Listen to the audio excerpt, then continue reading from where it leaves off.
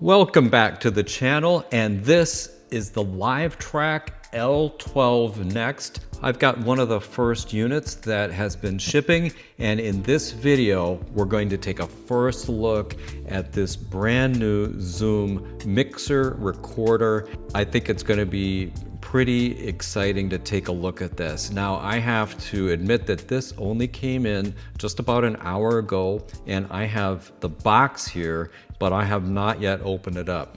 But I do know something about it, and so we're going to go through as much as we can in this video to take a first look at this unit. And to get started, I'm going to do the unboxing, but for that, let's just take a look at the back, because this is a nice summary of the features. So we've got the 3 knob encoders per channel that do things like your gain and your compressor and things like that. We'll get into that. The mic preamps now have up to 70 dB of gain. We've got a built-in display that's very similar to what we have on the L6 Max, but with better controls. And then it does record 32-bit float when you're doing the master recording, even though the channels are 24-bit. It's got a very flexible monitor section on here that you can route to 5 different sends as well as the master, with multiple pickup points for the master, an enhanced delay section on here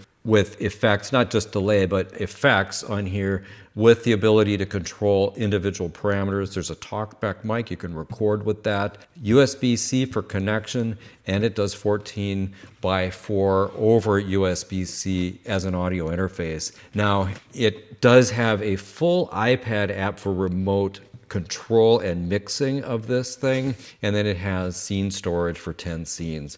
So with that, we're going to take a look at what's inside the box, which I have not yet done. And so we do have the Zoom Creator sticker here. There is a QR code for the manuals and that sort of thing. I can see that we've got the power supply over here, and then these things here are not probably a manual, but it's more the things that you get for safety and that sort of thing.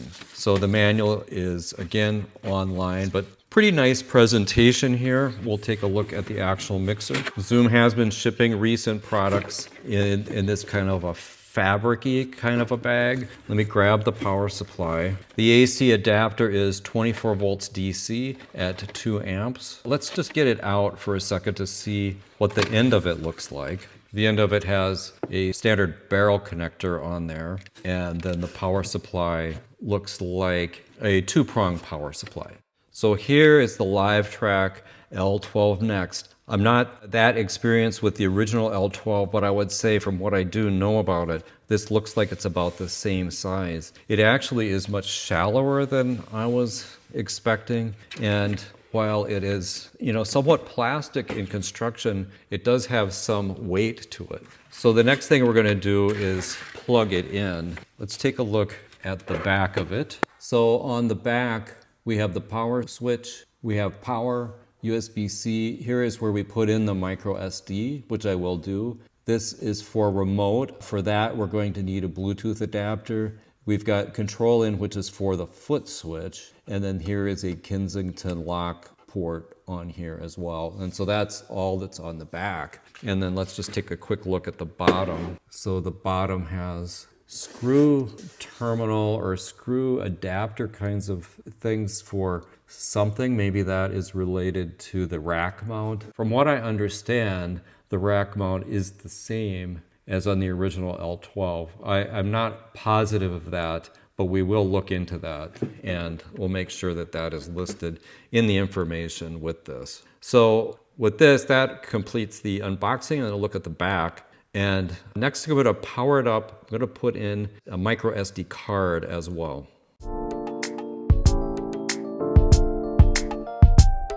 All right, so I've put in a micro SD card, and this time I'm using a Samsung Pro Ultimate, and the point is to test this kind of card, which is readily available from Best Buy. So if you're out at a gig and you need to jump into a Best Buy to get something, this is a cheaper alternative that's regularly available there. This is what I normally use in the Zoom products, which is a SanDisk Extreme, but we're going to give this a try. So now we're going to power up the unit, and there's the light show.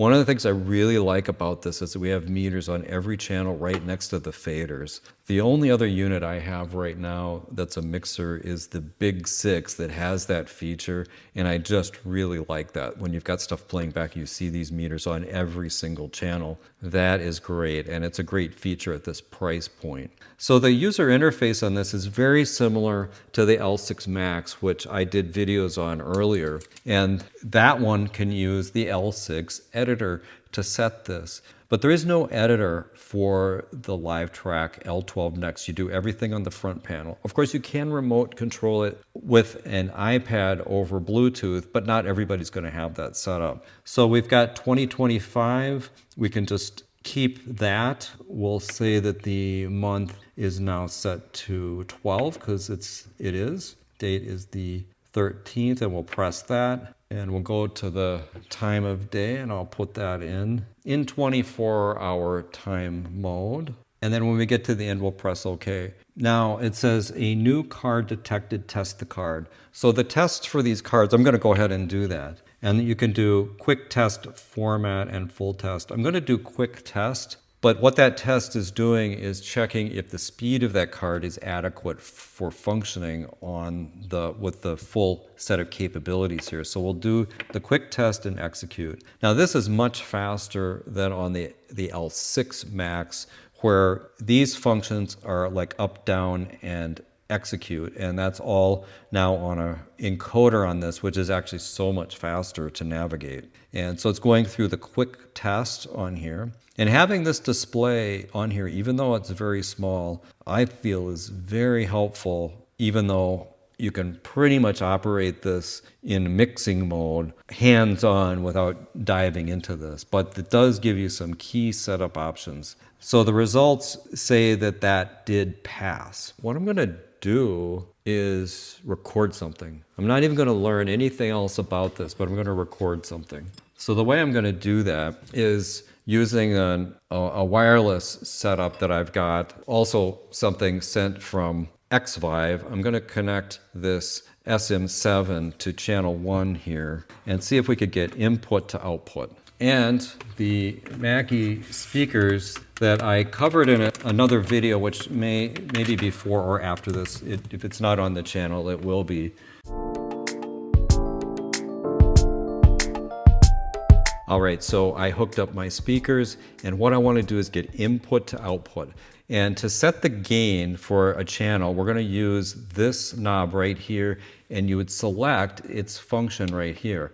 So each of these 5 things will change the purpose of these knobs, which is a really cool and fast setup, at least I think so. And so I hit the gain knob, and then I can start to dial gain in here. And I've got an SM7 connected wirelessly through this XVive transmitter receiver pair. And you can see that now I'm getting signal right here. And then I can turn up on the channel, and you can start to see some excursion here. And I wonder if I can go up even more on that to the point where it starts to clip. Well, it's probably not going to clip very much with an SM7 because you're going to need a lot of gain. But obviously it is getting enough gain that I've got signal here. And then as I start to turn this up, I've got my Mackie bench speakers connected up through the XLR out. I don't think I need to do anything more than start to turn up the master.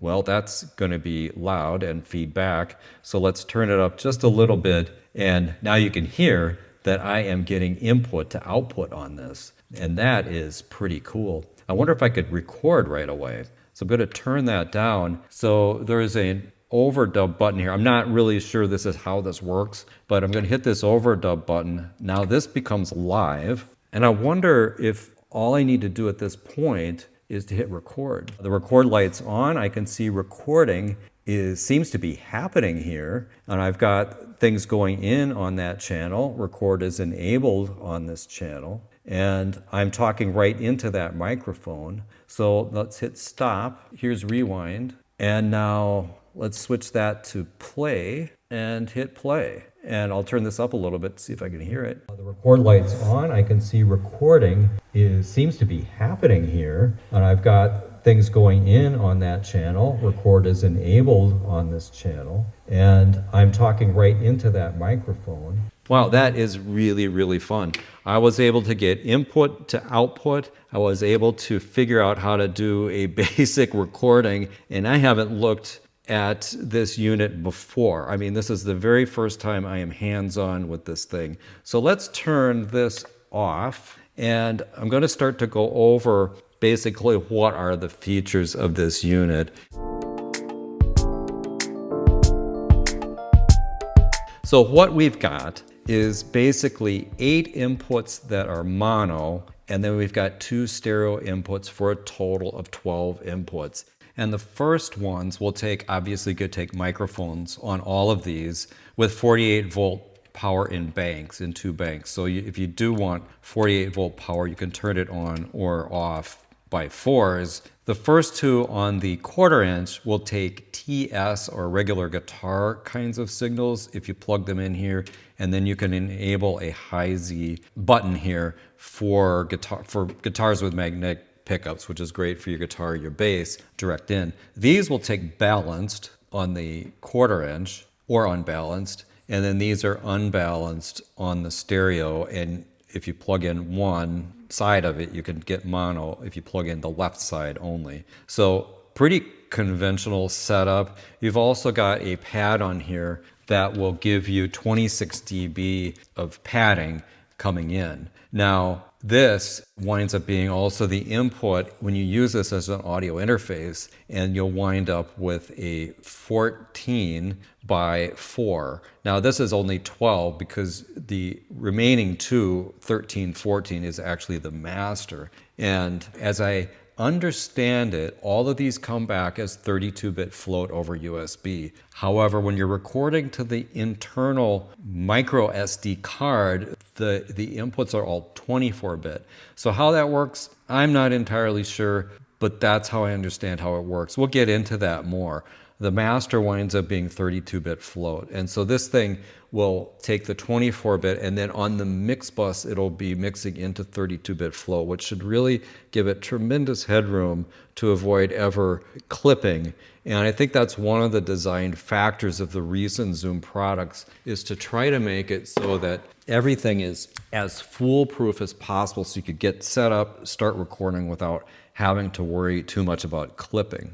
So we saw how this channel works. As you continue it down, you've got this button, which when you're in the overdub mode, we've already learned that this is your arm button. So you can decide if it's for playback, for recording, or if it's just in its normal mode. Now there is the ability, if you have files that you've loaded onto your micro SD card and you want to assign them to a channel, then you can use this file select, and then basically it's saying, pick the file over here and then tell me what channel you want that to play back on. And since I've never done this, I guess it's asking for the project of the file and things like that. I don't know exactly how that works, but that would be for another day to explore that. But continuing on down, you can see that we've got a compressor and a low cut that are available right here. So for basic mixing, without worrying too much about anything else that's going on over here,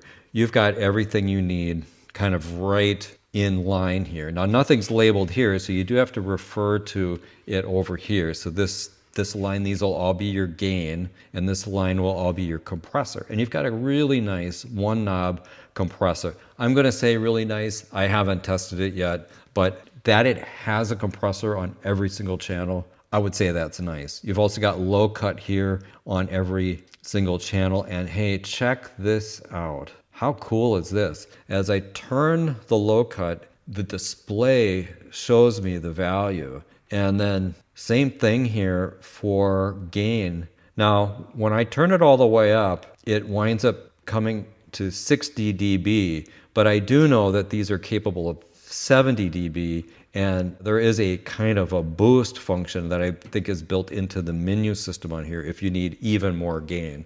But the standard gain per channel is 60 on this encoder as you turn that up. Now the compressor is showing, it's just showing a unit of compression. It doesn't really say what that means. With a one knob compressor, you have off, up to 127, which indicates like a MIDI value. I don't know about MIDI control of this, but we do know that we have MIDI over Bluetooth for the iPad app, so I imagine that these units are related to giving you kind of MIDI type numbers for controlling that. Now, if we want to do the rest of your EQ, then you jump over to this button, and now we've got high, low EQ, so your standard kind of EQ, and then panning. So this allows you to pan left and right. And again, it looks like MIDI type values, left 63 and right 63, and then when it's here, it's centered. You can use this when you're on this mode, kind of like a shuttle control. That is really interesting too.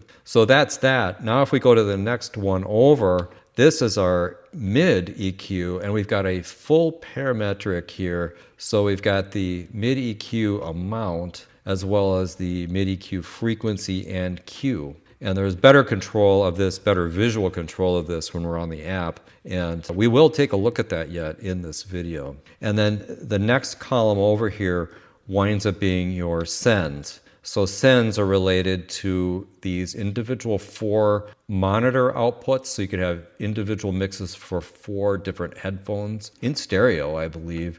And then there's another headphone, which is the one that is your main master headphone for the mix engineer. And that one is on send E here. That will send it here. But you can also select here. Basically, there's 5 different mixes. And so when you're on the headphone, you can select between listening to the master and listening to the, the main. Or an individual, I guess there's a solo bus on there as well. I'll put that back on master, and we'll get to this section in a few minutes. So that's how this works. So clear and pretty easy. As long as you've got the right one selected, you can very quickly do your mixing using these faders, and then using like these 2 columns of it will get you 90% of the way to doing all your mixing. Now, I did want to point out before I move on from that topic is that the effects is right here as well. So here we've got send D and E, but your effects is down here. So if you want to dial in your effects, that's going to be on this row. And then you've got this blue knob with your effects return on it. So pretty clear. It's not going to take a lot to learn how to use this board. Back onto the individual channels, we've got a mute. The mute shows up red on here. And we've got solo, which shows up in kind of an orange color. So if you have them both on, and it looks like we can have multiple things soloed, muted, like that. Then you've got the fader. Now, if the fader is being controlled remotely, either through a preset, where it's just calling it up under the fader, they're not motorized, or if you did something on the iPad and you don't know the fader position, there is a thing right here that says fader position. So if you push this down, then you can dial this in until you catch the fader position. So it's showing the fader position here. Of course, these are going to follow along because there's nothing being changed. What I'm going to do is see if I can do a scene. So I'm going to set up a scene like this, because like I said, I haven't used this before, and I'm going to save the scene, and then I'm going to go to another scene, and we'll set it kind of opposite like that, like this, and I'll save that one. And now I will go back to scene 1 and recall it. And it briefly showed me the fader position. So if I push this down, you can see that the faders are out of sync. So this one needs to come down, and this one needs to go up, and this one down, and this one up. So it catches the fader position, and this one down. So that's basically what that fader position. In other systems like the PreSonus, we would call that a fader locate. Same thing. So that's basically how all of this works here. Now back on the top here, you can see that on channels 9, 10, and 11, 12, you also have the returns. These are the returns from the computer. So we've got USB 1.2 or USB 3.4. They're blinking now because there's no USB connected to any kind of computer or device, But if it were, that would allow you to play back from the computer into this. I do also understand that on this channel, there is mix minus. So if you were to connect this thing to a phone for a remote caller for podcasting, there is a way to enable mix minus, and it's probably through the menu here. And we'll go back to the menu and maybe under USB audio interface. Yeah, right here. Mix minus. This is just like in the L6 Max. So this is where you bring in your USB return. So normally you're going to play your USB back through from 1 to into this channel, and so you would use this here. If you had computer playback and maybe something else playing back at the same time, then you could use both of these from your computer.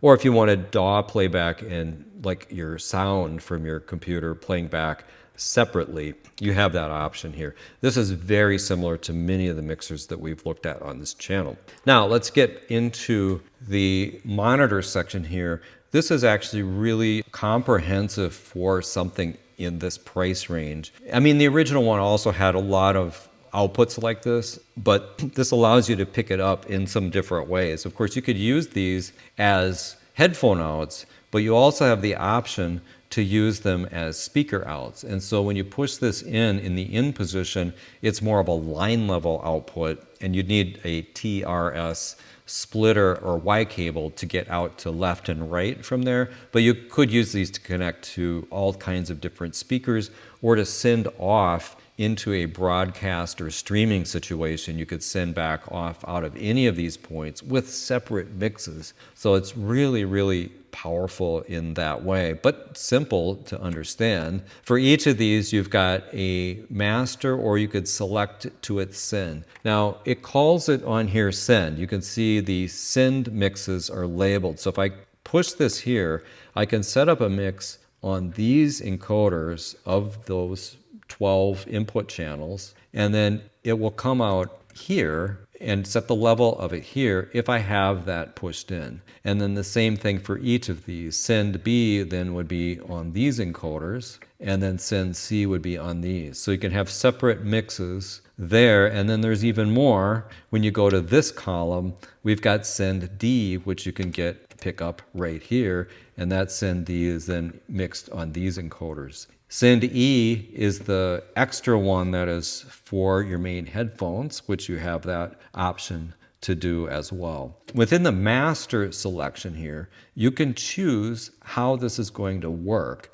And I believe that's in the menu system, probably under mixer. And then here we have monitor, send, position. So let's take a look at that. And then we've got a matrix in here. For the monitor send position, per channel, you can choose pre or post fader. So that's one of the things that we can do. So if we're going to use these for something like an effect send, then you'd want them post fader. And if you're using them for stage wedges or in-ear monitors, you probably want them pre fader. And then here is an enter. So that's the monitor send position. We also have a effects return level, effects mute position, and a master limiter, master mute, fader direct. Fader direct mode means that the faders always follow exactly what the hardware is doing. And we'll probably need to get to some of these in another video once I'm more familiar with how this all works.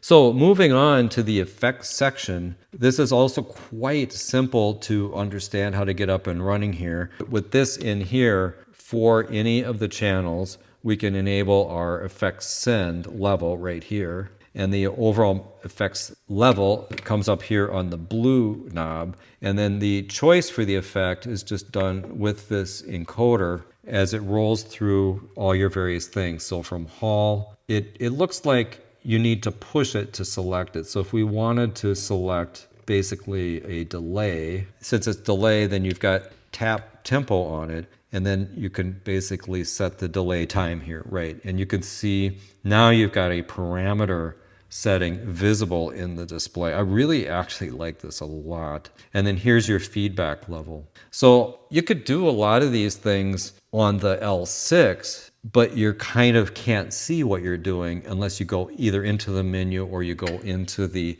L6 editor. Obviously, it's a really tiny and compact unit, but this thing just starts to show up when you're turning things here. It shows you the value right here on the display, which is very friendly for a sound guy in the field on there. Now, of course, if you save that as part of the scene, you could see that once I make changes, the scene starts blinking, meaning what's saved as a scene, it appears to be out of sync with the mixer state. So I think if I hit save here, then it stops blinking. Basically meaning what you see on the face of the mixer matches. So what you set here is going to vary. Let's see what happens if we choose vocal 1, 2, 3, 4. I'm not familiar with what these exactly do. So if I do vocal, this is the voice time. So that's probably a reverb time. And here is a decay for that as well. Then we've got the gate reverb tone on here. And we've got a gate reverb decay.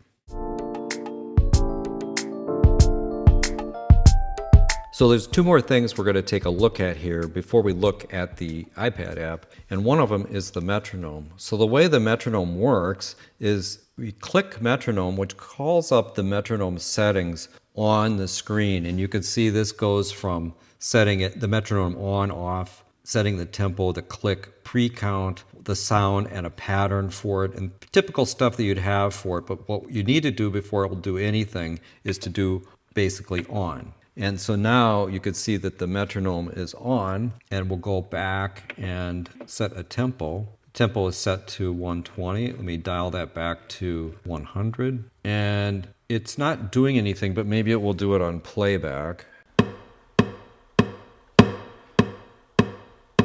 Pretty cool. So there is we have a pre-count. We could choose the metronome sound and a pattern, the metronome level. And so basically, that's how the metronome works. I wonder if tap tempo works for the tempo. It does not appear to. I'm not really sure if there's a tap tempo on there, but I can dial it in using this function. There very likely would be a tap tempo. When you're in the tempo mode, hitting the button appears to work as a tap tempo. So let's get out of that, and then we can turn the metronome on and off.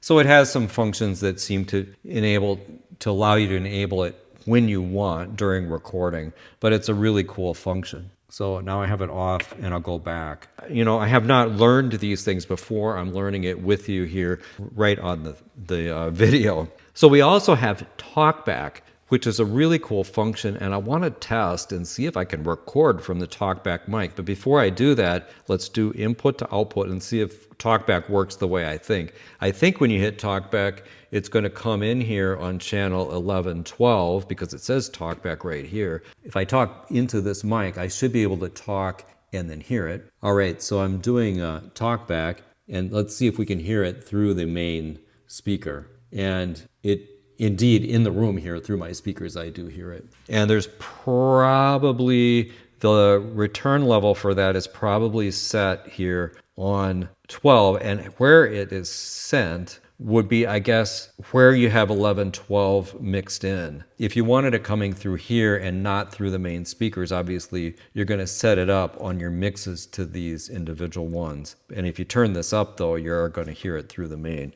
Now, what I want to do is see if I can record through this Talkback mic, which is something I really want to be able to do for no particular reason. So let's go into Record Enable on that channel, and then I'll hit record. All right, so now I'm recording, and I really want to be able to record from this Talkback mic because it gives you ability to have a scratch mic to record anytime you want into channel 1112. And let's see. All right, so now I'm recording, and I really want to be able to record from this Talkback mic because it gives you ability to have a scratch mic to record anytime you want into channel 1112. That is really cool. I love that feature, and it is actually very easy to use. Of course, you got to remember to actually push the Talkback button. All right, we're going to take a look at the L12next control app, which runs on the iPad. And of course, you need the Bluetooth adapter, the BTA1, to use this, and you just download this from the App Store. Now, I've just got this set up, and when you first come into it, we'll try to detect to see if any Zoom L12next are nearby. And then it will come up with this screen right here, and which is basically your Bluetooth connect. And so it's showing you the kind of the name of this L12. I touched this and it connected, and that's all there is to that, so I can close that. Once you've done that, these things then are in sync back and forth. So you could see if I move something on the mixer, it will move it up here. Or if I do something like let's do some solos. If I do solo on any of these or mute, here it just transfers it right to the mixer. So you've got complete back and forth control. There's even a solo clear over here on the master section on the app that will just undo all those solos. And master mute, master compressor, basically all the functions. Then you'll also notice that if you want to do the different mixes, those mixes are now all done on the faders here rather than the encoders. This row here will be send C. So we're going to mix send C on the encoders here, and if I hit C here, then you'll see I can control that fader directly. So it's directly on the faders. So it's a very, very nice kind of multi-layered digital mixer. On the surface here, it's so easy, but on this iPad, then you've got complete control back and forth on here. If I hit solo, mute, anything like that. Even the controls for your recording and overdub, those are all right here as well. So play, record mode. But what's even better is the way the equalizer and the dynamics work on here. So if we're on any channel here, we could just touch these little views on here like this one, and you could see by touching that, it opens up the actual kind of graphic control of this, and then that gives you control of panning. I guess there is a dedicated panning here as well. And if you wanted to adjust the low, the low frequency or the low cutoff, you've got that comes up right here. Here's the compressor, so you can dial in the compression value. Mid, here's your high EQ. Mid frequency is a little easier to control on here because you can see it. And then here's your effects send. So everything related to that channel is right in here. You even have a color selection that you can change here on the app. So if you want to make that channel red or green, you can come up with a color code for all of your channels. And it's also super easy to use. I just didn't really spend a lot of time at all working this out, and it's just very, very simple. You can start and stop recording, start and stop playback. Let's go back here. This is the main, the main channel for your main outs. You can turn the overdub on and off, and you can also call up any of your saved scenes or save them, recall. There is a solo clear, so if you have a few things soloed during sound check, you can just hit this, clear all your solos. Of course, you've got control of the master fader. And as I showed you before, if these things get out of sync with the board, the faders here, then you would hold down this fader level meter or fader position, and then you can reset and relocate the faders. So the other thing that you can do with this is also allow multiple musicians to control their own headphone mix through a separate iPad. So you can connect a few of these iPads up, and I believe you can connect 5 of them at a time. So here's how hub and remote iPads work with L12next control. The L12next supports up to 7 iPads at the same time. Now, Zoom calls the main iPad the hub device. It's the only iPad that connects directly to the mixer using Bluetooth through the BTA1 adapter. Now, up to 6 additional iPads can connect as remote devices. All communication is relayed through the hub iPad. Bluetooth is used for discovery and pairing. Wi-Fi is used for ongoing communication between the hub and the remote devices. And for this reason, you need to have Bluetooth and Wi-Fi enabled on all of the devices to use it like this. The remote iPads do not need to be on the same Wi-Fi network as the hub, but using the same network improves range and stability. Any remote iPad can access and adjust any of the 5 monitor mixes A through E. There's no assignment or restriction per device. The system assumes trusted users who select and adjust the correct mixes themselves. And there's no permission or assignment screen. Control limits are enforced by role, not by the configuration. The hub operator simply approves each remote device connection, and the app automatically places it into remote mode with monitor-only access. The result is simple and safe. Performers can adjust monitor mixes without risking the main mix or recording, while the hub operator retains full control of the system.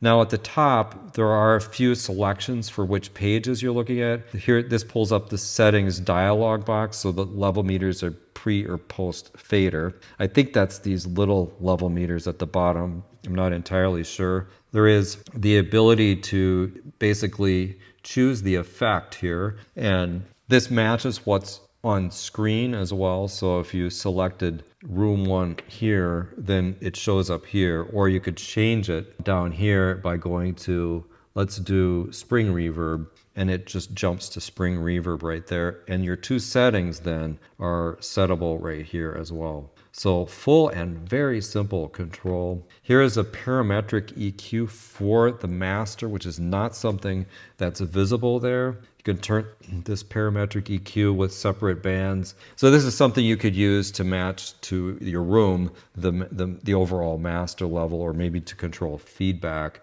or just, dial in the sound so it's better for the speakers in the room that you're in. And you can turn that on or off, and there's also a reset button on here.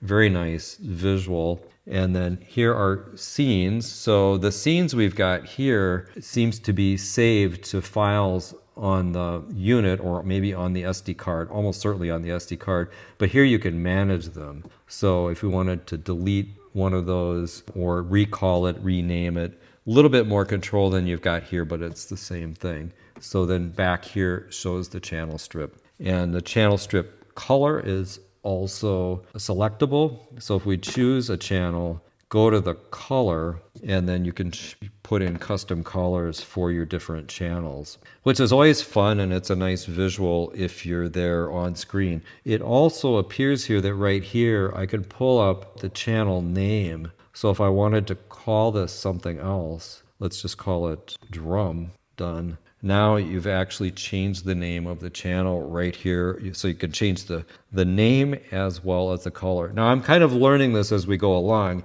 and you'll also see that on this channel and this channel, which have the ability to set the USB returns, that even that is settable on here. So right here you've got, on this one, if you wanted to do USB 1.2 return, you can enable that right here, which is something you might use for playing a background track or break music or something like that during a show. Channel reset, I guess, reset all channel strip parameters. You can do that as well, and it will basically call up kind of the neutral factory setting. So not only is this powerful, but it is really easy to use, and you're seeing it along with me for the very first time. I've never used this. I've never paired these up before, and I think it's a really cool and interesting system. So let's go into what you can do with the Footswitch, and I've connected a Yamaha XVive, but Zoom says that you need to use their FS1 Footswitch. And I think that it is wired normally open, but the Yamaha foot switches like this are wired normally closed. So I was wondering, well, will that work? And I also have, this is called a KSP 50 from Onstage, which is very inexpensive momentary. These are both momentary foot switches. So I was wondering, well, which will work? Because I don't know on the FS1, I'm assuming it's normally open, and then when you hit the button, it will close. But on the Yamaha, it works. And the Onstage also works, and they're wired in opposite ways. So you'll see that by default, as it comes up, it is muting the effects. So a click mutes the effects, and another click doesn't mute the effects. And this is for if you're using this in a show and you need to talk into the mic, you would do this to mute the effects if you're working by yourself. Now there's other things you can do with that, and it is also a TS style connection that I'm using. I'm not really sure. The FS1 must work the same way, probably normally open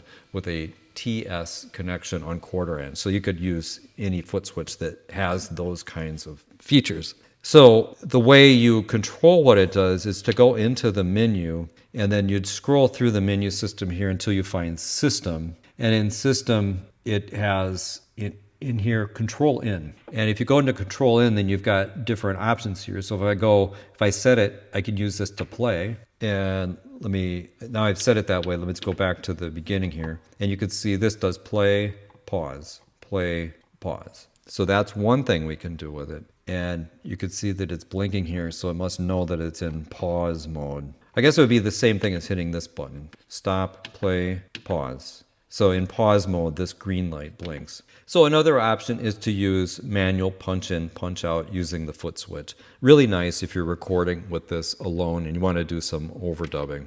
So with that, we've covered a lot of what you can do with the mixer, but let's take a look at what it looks like in your computer when you're using it as an audio interface. All right, now I've connected the L12next to my computer, and it's set up now as my primary audio interface, which I will try to use it this way for the next few days or maybe the coming weeks, and see how it works as a kind of centerpiece for the studio. But I also wanted to show you how it looks as an audio interface. So if I go into Mac Audio MIDI Setup, now on Windows, you'll have something similar, but you'll need to run the ASIO driver, which you can download from the Zoom website. If you go to Zoom L12next support, it'll take you right to the page with the manuals and the drivers. And if there's software updates or firmware updates, you'll see them on there as well. Now, if I click here on L12next, you'll see that the format for this as an audio interface, if I look at the inputs, we've got 14 inputs, which is our 8 channels plus 2 stereo pairs. And you can use them as either 24-bit integers or 32-bit float. And for the most part, you're probably going to want to set these to 32-bit float, assuming that your software and your digital audio workstation will support that. So I've got that set up this way here. And there is a way on the unit to change it into a 2x2 interface if you go into the USB interface settings and change the mode to stereo mix, and then it'll operate as a 2x2, which could be simpler for some applications. So that's how this part of it works. Now, another thing I wanted to show you is a little bit about how recording creates files on here, and I'll explain it with a short demo. And I just figured this out a few minutes ago, that if you set this up and you don't have it in bounce mode and you hit record, it will start recording all channels to the internal card, and so you'll get files for all of these, including stereo mix files for these. I'll just show you that. So I'm going to record right now, even though there's really nothing connected. I do have a mic connected up here that I will record to, but as soon as I hit record and then when I hit stop, it will stop recording. But it will have created a project and recorded all of those things in there. Now, if I wanted to do overdubs, then I can choose a project on here, go into the overdub mode, and then enable or disable some of these channels like this. The thing that I just recorded, all of them are available for playback, but I could then do multi-track overdubs by setting some of them to playback and some to record, hit record again, and I'm off and running doing overdub recording. It seems to be pretty easy. I will work with that more. If you're interested, let me know, and I'll do a video on that subject as well. So, but with that said, let's just open the files and just take a look at how those files look. So I'm going to go into the menu and go into the USB file transfer mode on here. And then that will stop the mixer, it will stop working, but it will open up the disk so that you can take a look at it and look at the contents of it. It'll basically mount that disk as a file or as a drive on your computer. So you can see it appears here. I have named in my computer here, I've named this L12next. This is a micro SD card that we installed at the beginning of this video. And if I click in here, this is basically the firmware for it. And if I click in here, here are all the different files. So some of these say tomorrow because I had the clock set wrong initially. But when I was just now working on this and I hit record a few times, it created a project for each of those times I hit record. And if we look at this, the latest one that I did here, you'll see that there are tracks for every channel. So by just hitting record, you're going to just naturally get the master, the left and right, mix down of the whole thing, and then tracks for all of the channels. And then these 9 and 10 and then 11, 12 are the stereo channels. So that's how that works. And these are typically going to be in 24-bit files on here, except for master should be a 32-bit float file. This is the configuration, or essentially the preset or the scene for the mixer at the time of recording. Will also be stored in here as a separate file called project data. So one of the ones that I recorded earlier in overdub mode, I recorded only track 1, and then later I recorded this, which is the one where I used the Talkback mic. I recorded onto channels 11 and 12, but you could see that when you're in overdub mode, you're only recording the track where you've enabled recording on. So if you want to save the file space, now the thing is if you record again, you will write over that, but we'll get into the details about that a little bit later. So back over here, to exit the USB file transfer mode, I'll just hit menu again, which pulls this up. I could hit exit, and I go back into the working mixer mode. So what do I think of the Zoom Livetrak L12next? On first look here, it has been very impressive, and also impressive for how easy it is to learn. The controls here are laid out in a very straightforward and clear way. I think that this is really clever, the way these columns work that unlock different functions for this array of encoders. Very straightforward to use. The iPad app that comes with it is really fantastic and kind of unprecedented in this price range. There's not a lot about this that I don't like. Generally, I prefer products where the cord is built, where the power cord comes in with an IEC cable. However, I do understand why they would do that,